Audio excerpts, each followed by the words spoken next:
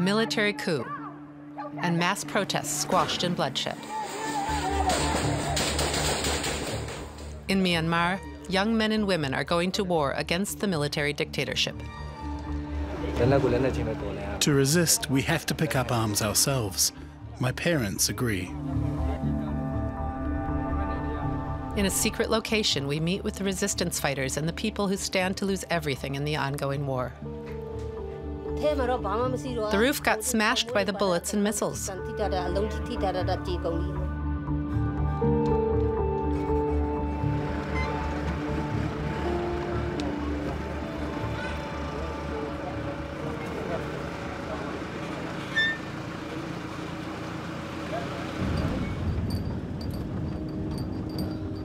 We're inside Myanmar. A rebel group has agreed to take us to one of their bases in the southeast of the country, not too far from the border with Thailand. Here in the borderlands, an armed resistance to the military is coming together.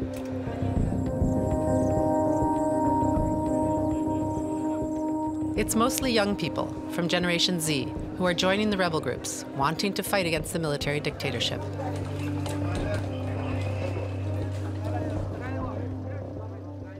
18-year-old Naing Myel Htet Kyaw is one of the youngest fighters here. We ask him what it's like trading university studies for fighting in a war. I told my parents about it and they encouraged me. They sympathize with us young people and understand our pain. They said we're all born one day and we'll all die one day. To rebel against those with arms, we have to pick up arms ourselves. To understand what has driven so many people into the jungle and into armed conflict against the military, we have to look back at the events that took place in February 2021, when the military seized power and removed the civilian government of Aung San Suu Kyi. The Nobel Peace Prize winner was herself arrested, and parts of the government were forced into exile. Min Aung Hlaing, the leader of the military who had played a big role in the brutal expulsion of the Rohingya minority, became the new head of state, once more turning Myanmar into a de facto military dictatorship. All over the country, people are rising up against the regime. Swaya covered the protests as a journalist, but has since had to flee to Thailand to escape retaliation from the military. What I felt there during the protests was that the entire country of Myanmar opposed the coup. He shows us footage from other journalists who also documented the people's uprising. This shows how the military tried to violently break up the protests by arresting demonstrators and using tear gas.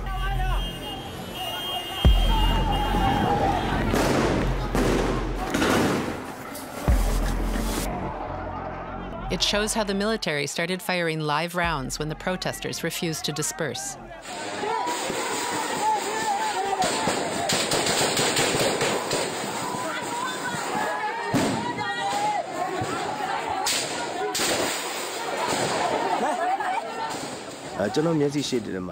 I witnessed the bloodshed with my own eyes. While I was running away, a young man got shot in front of me and fell to the ground.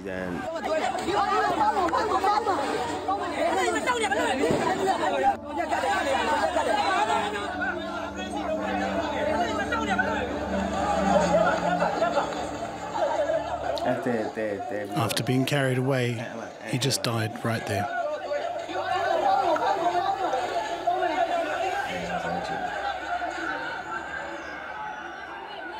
Nowadays, critical journalism in Myanmar can cost reporters their life, while media outlets face big fines. Because of the junta's increasing violence, those who have chosen to resist do so by organizing themselves underground. Many formerly peaceful protesters have since decided to take up arms. Led by the government in exile, they have repeatedly retaliated against the junta. For safety, many go into hiding in neighboring countries, like here in Thailand. The resistance fighters, who call themselves the People's Defense Force, or PDF, are willing to meet with us, on the condition that we keep their location and identities secret.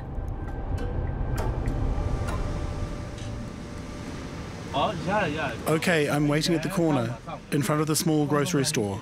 Car number... Our contact brings us to a nondescript house. Off camera, we see a dozen young men. Some have brought their whole families with them. A child is playing between combat uniforms and provisions, while the mother of one fighter offers us tea.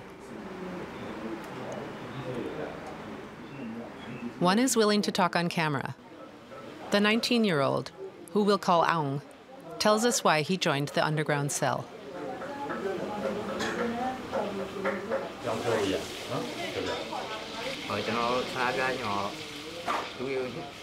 When I participated in the protest, I often saw the military beating, arresting and killing people in front of me. That's why I decided to rebel against these pigs.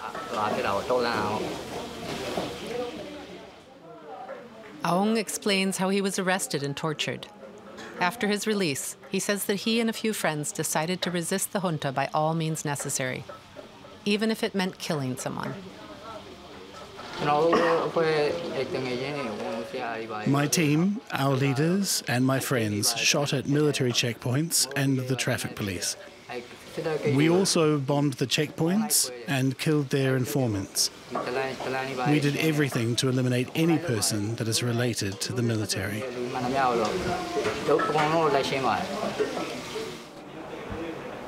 But employing those tactics also comes at a high risk to the insurgents themselves. An attempted attack on a radio mast almost cost the 19-year-old Aung his life.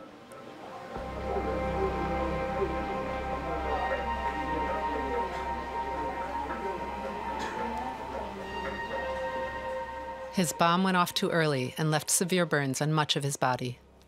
Seriously injured, Aung had to flee the scene and hide.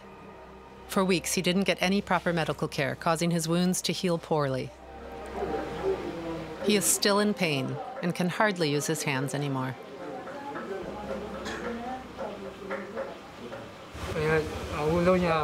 I really wish my hands would get better. I want to keep fighting them. But because my hands are not in good shape, I can't do much against these animals.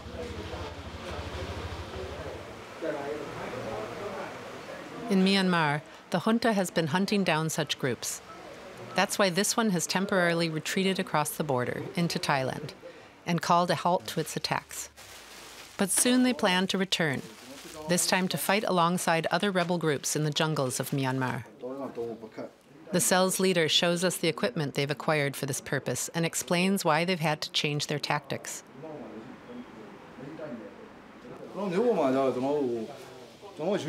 We conducted underground missions in the urban areas, but our groups are not safe anymore in cities like Yangon or Bago. There are more and more informants there. The military is combing the urban areas for groups like ours.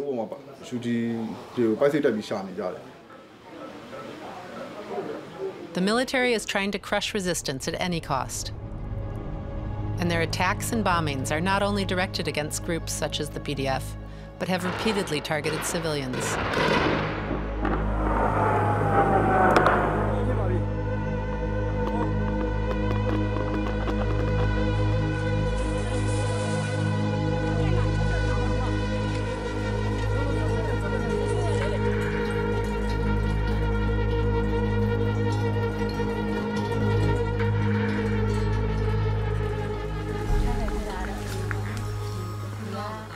Meanwhile, the fighting has spread to the borders of Myanmar, often leaving civilians with no choice but to flee to neighboring countries like Thailand. This family tells us how the military attacked their village with fighter jets and helicopters, and how they just barely survived the raid by finding cover in the nick of time.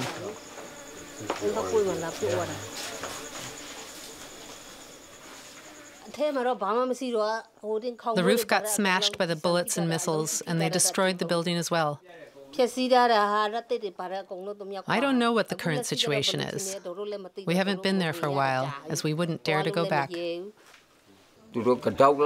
dug a pit to bury the people. There were many women, kids and men in the pit. They shot everyone.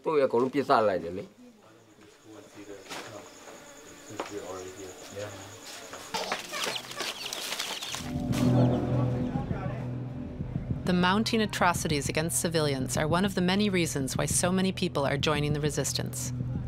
Independent monitors now estimate that there are about 65,000 PDF fighters. The commander of the young fighter we met at the beginning of our report is receiving fresh recruits. Are more people to come? Yes. How many? Around 7 people. 7 people? Can you guys use the weapons professionally? Let's say there's a fight and you have weapons. Will you be able to fight them back? Yes. Are you guys ready for that? Good. The fight will erupt soon. Go get some sleep. Commander Saw Esewe has mixed feelings when meeting with all the newcomers.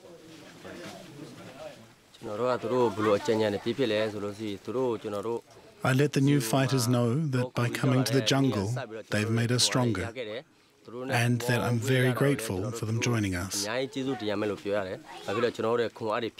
More people make us stronger, but sometimes it makes me sad to see them living in these harsh conditions in the jungle.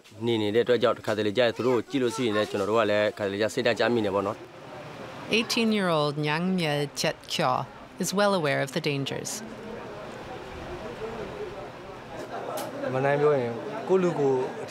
Honestly speaking, I don't want anyone from our side to get hurt.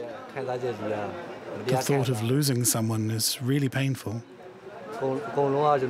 Young people like us have sacrificed everything and are staying in the jungle. No one wants to live here. I just want the world to know that we need international support.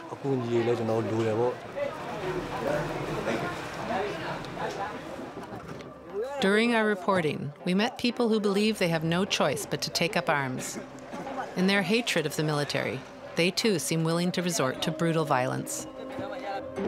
After returning from our trip, we also learned that under Saw Esewe's command, captured regime soldiers have been executed.